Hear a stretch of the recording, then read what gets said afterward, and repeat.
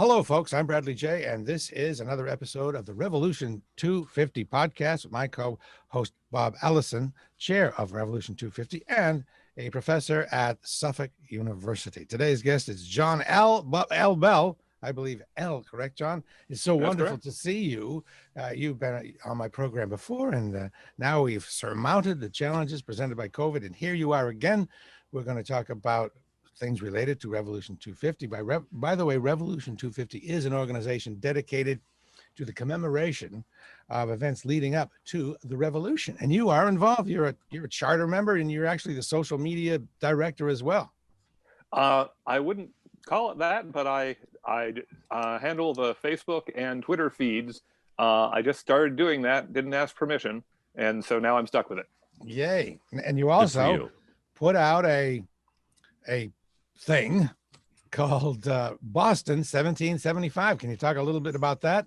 Yes, that is a blog. I started it in 2006, and I have actually managed to keep it going daily ever since then, with a little bit of what I call history analysis or unabashed gossip about revolutionary New England. So stories that I've come across, events that are coming up, excerpts from books, book reviews, discussions of historical controversies, some research that I've been working on, research that other people have been working on.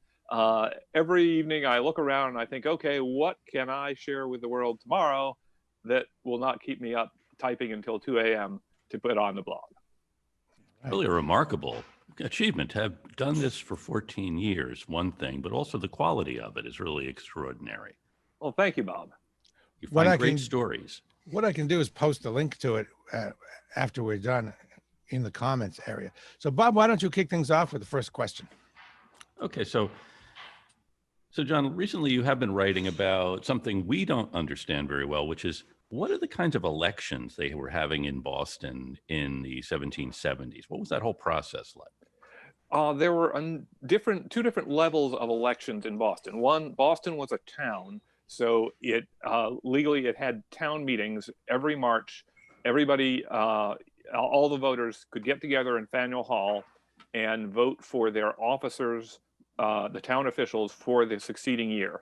And that started with the selectmen, the 7 selectmen, the 12 overseers of the poor, very important jobs, the wardens who were responsible for making sure that the Sabbath was followed, all the way down to things like sealers of leather and scavengers. And so this was how Boston governed itself.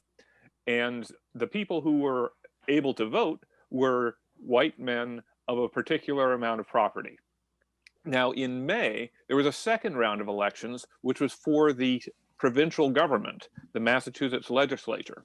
And there you had to have a bit more money in order to vote. So there was a smaller town meeting, and they voted on the 4 representatives to the Massachusetts General Court, which is the lower house of the legislature. And so those would be people like Samuel Adams, John Hancock, John Adams, representing the town in its, that was where the main legislative battles with the royal governor and the royal government were, because the royal governor was appointed, he was not necessarily answering to anybody in the colony. When the legislature all got together in late May, then the outgoing upper house and the lower house together would vote for the new incoming upper house, which was called the council. And the council was supposed to be the very tip top of Massachusetts society, the gentleman who would advise the governor. And the governor, after the legislature voted, then the governor could negative or veto men he didn't want to work with. So that was a 2-3 tier process to get up to the council. And one of the big arguments that happened in 1774 with the Massachusetts Government Act was Parliament from the top changed that constitution so that that council was going to be totally appointed from London. It was all going to be people who supported the governor and his policies. And the Parliament in the same law also said you can't have a town meeting without, except once a year, without prior approval of the governor. So that Massachusetts Government Act was changing the way Boston and the rest of Massachusetts had governed itself for over 100 years, or nearly 100 years. And so that was why that produced such a strong reaction. And that really was the thing that triggers a lot of events afterward. How many men were on the council? It could vary depending on how many people the governor didn't want to work with. But it was usually about between a dozen and 20. And not everybody, I mean, some of these men lived in the western part of the province, so they were not able to just show up in Boston for meetings all the time. So it could be quite varied as to how many people actually came to a council meeting. The governor, by tradition, constitution, by law, he could do certain things without the council's approval, but other things like appointing judges and appointing justices of the peace, he needed to have the council's okay. And therefore, that was one way that the Patriots, or the Whigs, as they were called before, could stymie the governor by just refusing to cooperate.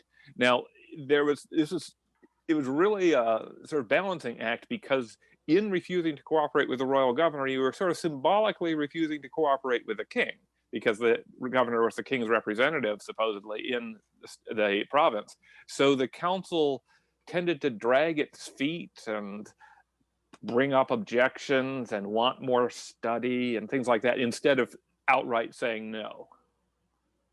Can you talk a little bit about the underlying theory on requiring people to have money to vote, and how that has changed?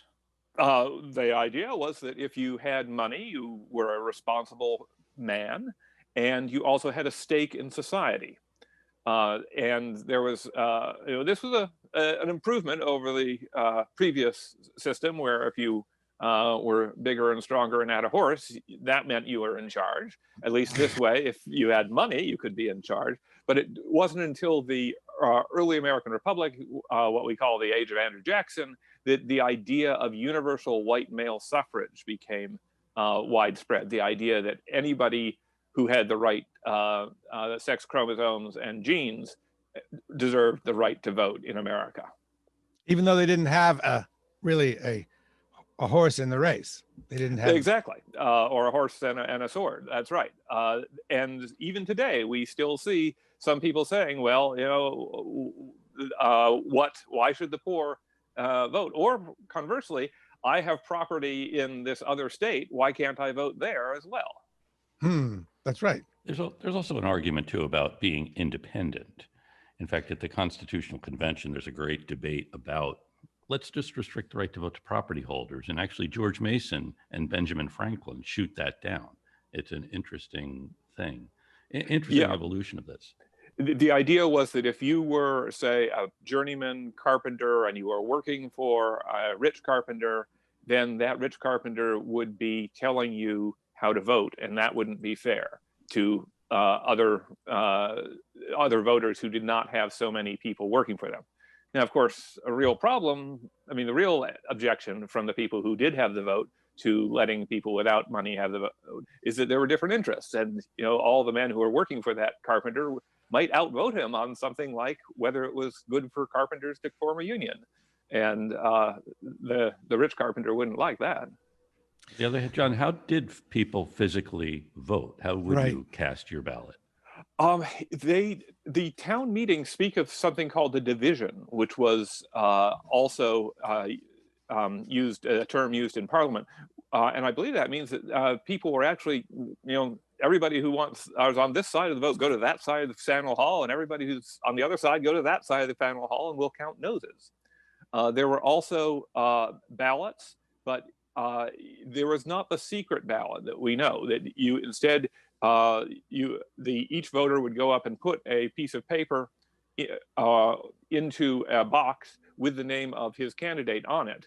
And this was voting was a public act. You were supposed to stand behind your vote, so everybody was supposed to know. There was another tradition in some early American elections of voting out loud, going up to the table where the clerk was recording votes and the two candidates were watching, hopefully, and saying, which one of you guys I feel like supporting.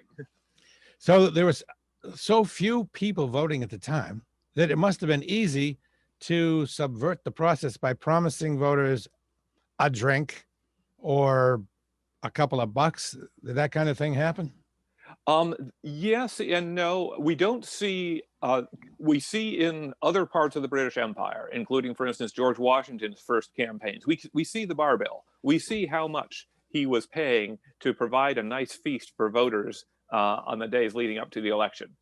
We don't see that so much in Boston, and whether that's just the sources or whether the Puritan society was more abstemious, it's unclear. But we do. There is this terrific source about a Boston politician named Royal Tyler, who in the month before the election would sort of go around and make sure he had his shoes repaired here, and put in an order for some crockery there, and so and put out his own personal business, making ties with all these people who would be useful at the election.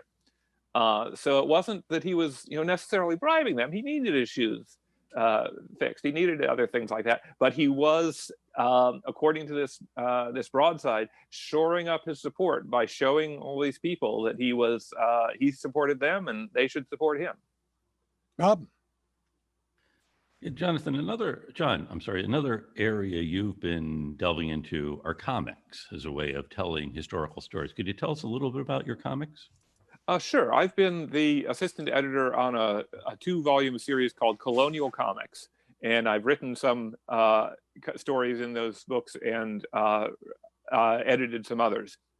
And those are attempts to take some of the scholarship about in the first volume, the settlement of New England, and the second volume, the coming of the Revolution, and tell those stories in a graphic form, in a narrative form that can be more compelling, so that, for instance, the conflict between the English settlers and the natives over how to deal with animals, how to fence in farmland, is dramatized with a conflict between two families. And that's in the first volume. In the second volume, I worked with Braden Lamb, the artist, to create a story about Benjamin Franklin as a teenager writing his Silence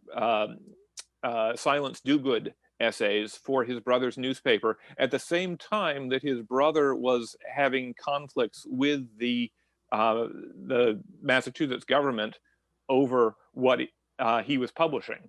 So in that case, it's historical fiction. All the dialogue is stuff I made up, sometimes for comic purpose, but the timeline exactly matches the essays by Silence Dogood and the conflict with the Massachusetts government. So it's a way, in that case, of trying to dramatize the stories of press censorship and of Benjamin Franklin finding his voice in a form that high schoolers and others can enjoy. Let's tie the two previous topics together, the election and the comics. Is there a lot of political humor and political comedy in the illustration? From in the 18th century, Radley? Or yeah. Okay. There are some, for instance, political cartoons from Paul Revere, mostly copied from British sources, which do, in some cases, have a comedic aspect. There's one called, for instance, the Mitered Minuet, which has bishops dancing a minuet together, which is a comment on the Quebec Act and how this new law from Parliament is going to allow Catholic priests and bishops in Quebec.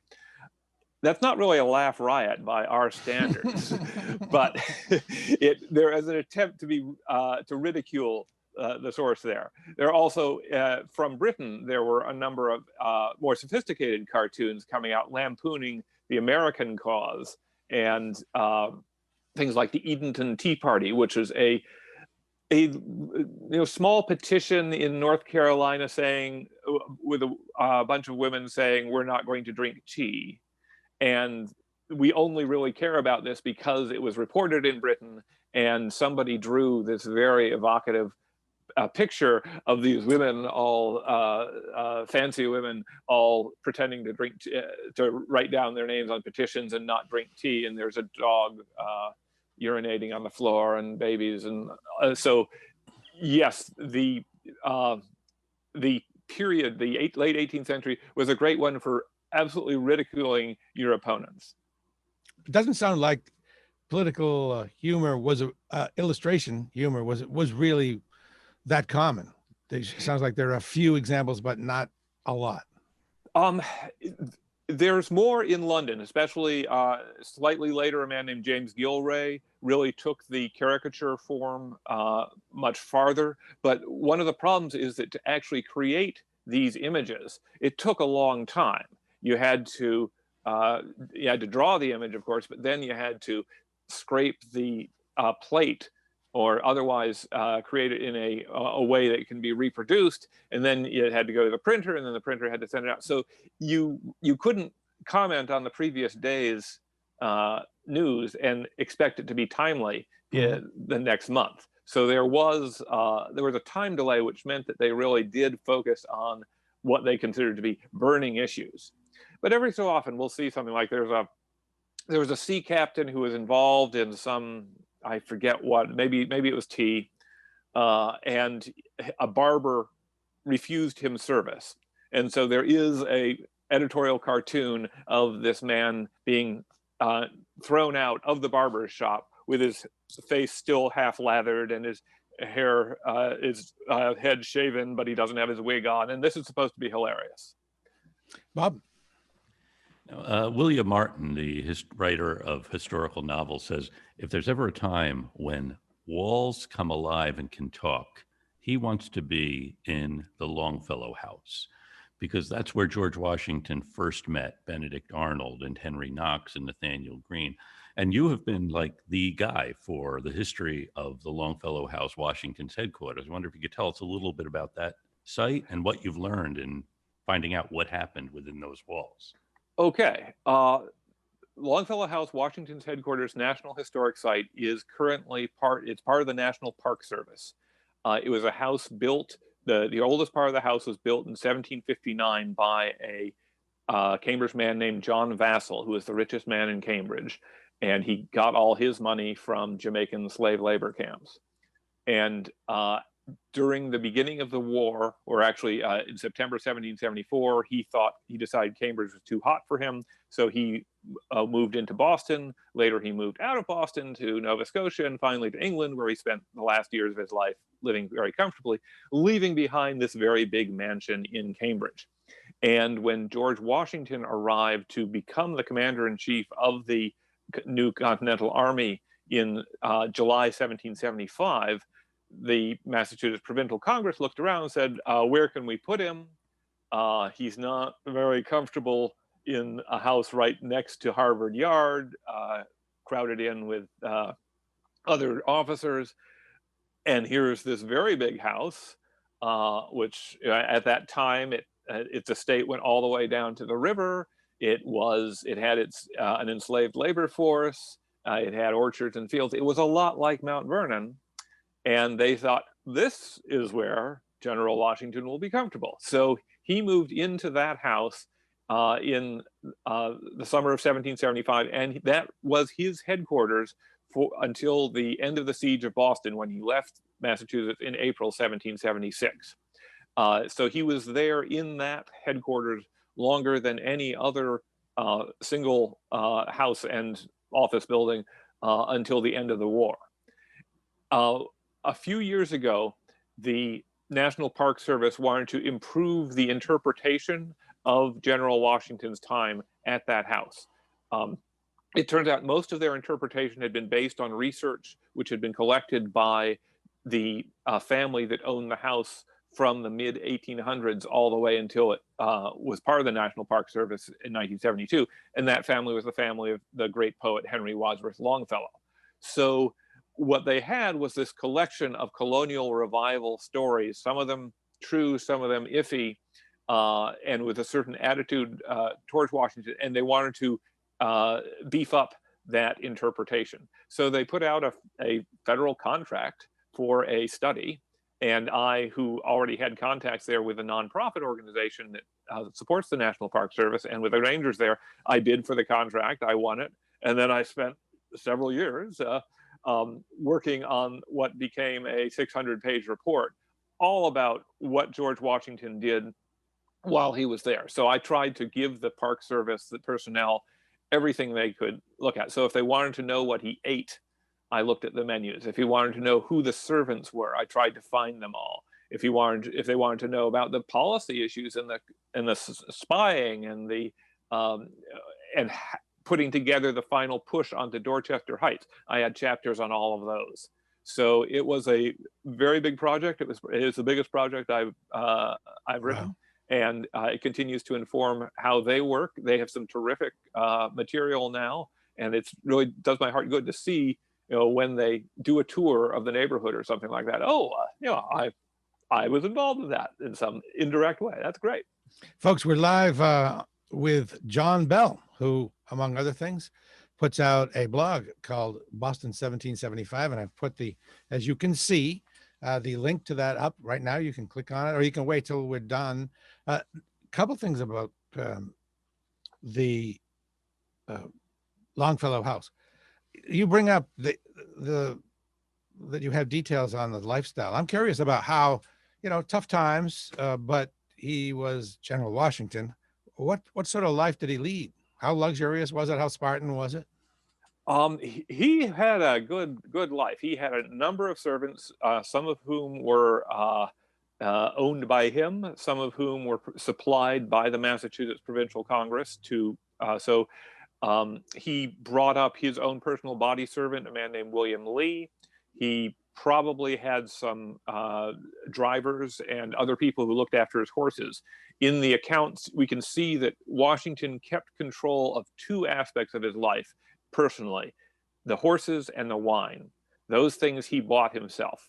Anything to do that. Everything else went through a steward, who was a man who had been sort of a refugee from Charlestown after it had burned down during the Battle of Bunker Hill.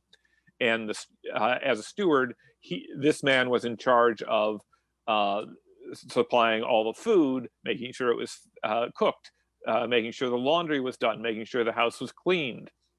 The Massachusetts Provincial Congress, the rebel government, they took charge of making sure the fields around the house that were part of the estate were kept productive. So there were just a lot of people working around the house as Washington was supposed to be concentrating on the war. There is we know that he had a series of aides coming through the house. We know that Martha came and stayed with him from December on, and Martha brought with her her son Jack, and her daughter-in-law, who was just pregnant, and a nephew who decided that he wanted to join the army. So it was also a family house. It was quite a crowded place. I think as I went on, I realized that a lot of the socializing seemed to be done down the street at the house of Thomas Mifflin, who is the quartermaster general. And that's where Abigail Adams writes about meeting the wives of other patriots. That's where the Surgeon General's wife went, and so on. So it looks like the Washington House, the headquarters, was pretty much devoted to business. They had dinner there, of course, every day, but it wasn't a place for socializing and fun. It was where he and his aides were trying to get on top of this great big thing called the war. Coincidentally, the garden out back, I was in the garden about a week ago. Was that there originally? And if not, how did that come to be? The garden at Longfellow House is a colonial revival garden. So it is planted in the early 20th century in imitation of the great gardens of the 18th century. That was commissioned by Alice Longfellow, who is the oldest daughter of Henry Wadsworth Longfellow, the poet. She never married. She lived in the house until she died. And she was the one who sort of converted the house into being a museum. But she also, Longfellow was America's most popular poet at a time when being a poet was more or less like being a pop music star. So his wife was immensely rich from her father's investments in cotton mills. He became immensely rich from being a poet, which is not something you can really do these days. And so they had a lot of money, and they could keep up that house. They could build on it, and they could expand the grounds with that lovely garden. About 20 years ago, the Friends of Longfellow House, which is the nonprofit group, did a big fundraiser to recreate the garden because it had been so overgrown. And so what we're seeing now there, and it's absolutely gorgeous every spring, is the recreation of this early 20th century colonial revival garden. Bob? John, one of the really invaluable things you've done for Revolution 250 is put together the chronology. What's happening when? So can you tell us what, if we were 250 years ago now, what would we be thinking about in terms of events? 250 years ago in November 1770, we would have just had the verdict in the first trial from the Boston Massacre. So Captain Thomas Preston, who had been accused of ordering the soldiers to fire at the crowd, he had just been acquitted by a Boston jury. And he very quickly got out of town, went off to Castle William, what is now Castle Island, where it was safe. And he was then turned his attention to managing the defense of the soldiers who had been under him on March 5th, 1770, because they were going on trial next. And their trial started in late November 1770. There were other controversies going on. For instance, that island, Castle William, it had originally been a fort in the harbor guarding Boston, which was under the control of a branch of the Massachusetts militia. And in the fall of 1770, under orders from London, the acting governor, Thomas Hutchinson, had turned over the fort to the regular army. And this was a big deal. And this was something that he and his council were arguing about. Did he have the authority to do that? Did he have the authority not to do that when he was getting direct orders from London to do it? And he was saying, I don't have a choice here. But that's the sort of thing that would become a point of friction for the rest of the pre-revolutionary period. The idea that the government in London was taking away some of the traditional rights or privileges of the local community. Other things that were going on at the time, the non-importation agreement, which is a boycott of British goods that had been started to try to protest the Townsend duties enacted in late 1767. Well, Parliament had repealed most of those Townsend duties except for the tax on tea. So most Americans then looked at that and said, okay, we'll take the win. We'll say that is a success, and we'll go back to doing business as usual. And Boston, and especially the Boston radicals like Samuel Adams and Dr. Thomas Young and William Molyneux, tried very hard to keep the boycott going through 1770. And by the end of the year, it was quite clear that it had collapsed. So really, the looking around that the trials of the Boston Massacre were the only game in town. That was where all the focus was for both sides. Would the soldiers get off? Would anybody be punished for killing 5 people? Was Boston going to show that it could put together a fair trial? I mean, what the Whigs really wanted was a completely fair trial and then hang them. And it didn't work out that way. Interesting. I understand y'all in Revolution 250 have a bit of good news regarding Senate Bill 2945. Yes, Bob, you know more about that. Yes, it passed the state Senate yesterday. This is the bill to establish a commission for the Commonwealth to commemorate the 250th anniversaries of independence, doing the kinds of things John's been talking about and that Revolution 250 has been organizing. State Senator Nick Collins, who represents, of course, Dorchester Heights, was the chief sponsor. Senator Ryan Fatman from the town of Sutton, co-sponsor, and he reminded me that in 1774, 500 men from Sutton marched to Worcester And he didn't know if there were 500 men in Sutton today, but that's a extraordinary thing. And now it moves on to the House, where State Rep David Beal is the chief sponsor. So we're looking forward actually to having a state commission, which will help us commemorate these various events that John's been talking about. That is interesting. John, you're so immersed in the time period and the events that you must picture yourself there. And when you do picture yourself there, what role do you see yourself in? If you had been there, who would you be? And if you haven't thought of that, you have to think of it right now. Okay, well, I have a lot of friends who are reenactors, and they sometimes ask, "Do you want to be reenactor?" I say, no. I say, I have my sideburns, that I wouldn't have to shave my sideburns to be an 18th century reenactor, and I can't do that. So that's my excuse. I actually, okay, one door into this question is that a few years ago, I was looking at powder horns at the Massachusetts Historical Society, and the curator there, Ann Bentley, brought out a powder horn that had the name of a private named Selden Scott carved in it. And I was, cataloging the different designs and what was written on it. And then I went home and I kept thinking, Selden Scott, why do I know that? Well, it turns out he was a direct ancestor of mine. So that's one way. What would it have been like for Selden Scott?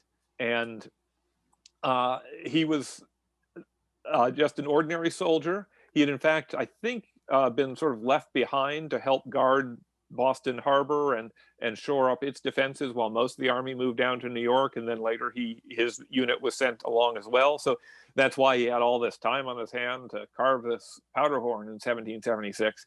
And that sort of gave me the reminder that, in fact, if we were there, it wouldn't be all political demonstrations and exciting political essays and things like that.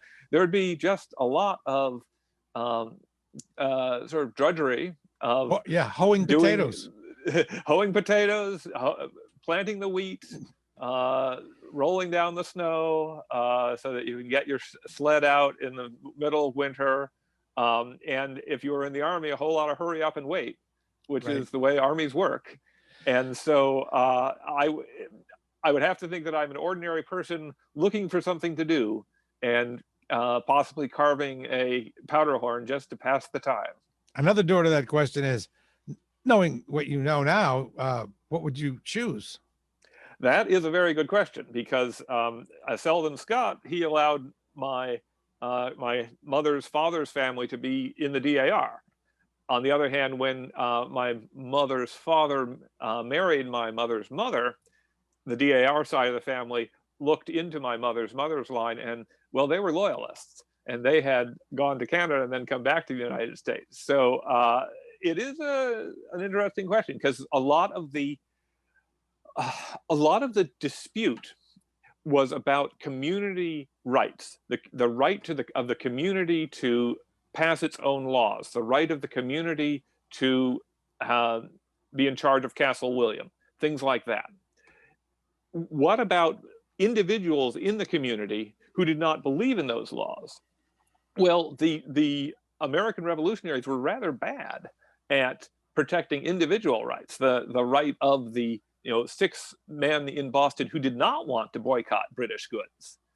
They would the revolutionaries would set up pickets outside their houses and break their windows and threaten them and call them enemies of their country, things like that. And so there are some very strong statements of individual rights from people who were opposed to the revolution. And today, when we think of rights as something more individual than community, we have this sympathy for what turned out to be the loyalist point of view, when the loyalists were the minority in the community. Yes, someone said something about, is it better to be governed by one tyrant 3,000 miles away or 3,000 tyrants surrounding you? That was a Boston shopkeeper named Theophilus Lilly.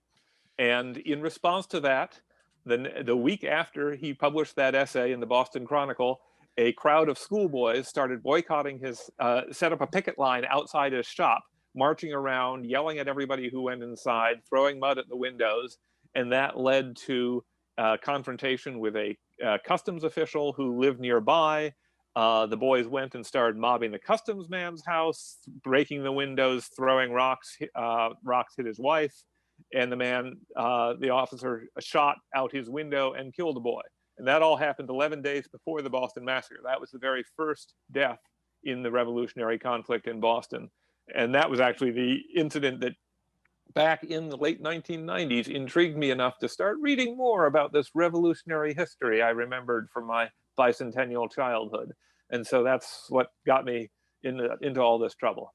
John, you, sir, are a spectacular guest, and I want to save something for next time. This is probably a good place to stop. Unless, is there anything you would like to promote or plug, things you've got going on that you want people to respond to? Let's see. Well, of course, I'm always happy for people who are interested in my book, The Road to Concord: How 4 Stolen Cannon Ignited the Revolutionary War. But I also hope that people will just enjoy all the historic sites and places we have around Boston, not just the famous ones, although they're magnificent, but also the lesser known houses, loyalist houses, patriot houses, and little sites where the revolution took place. Bob, anything else before we wrap it up?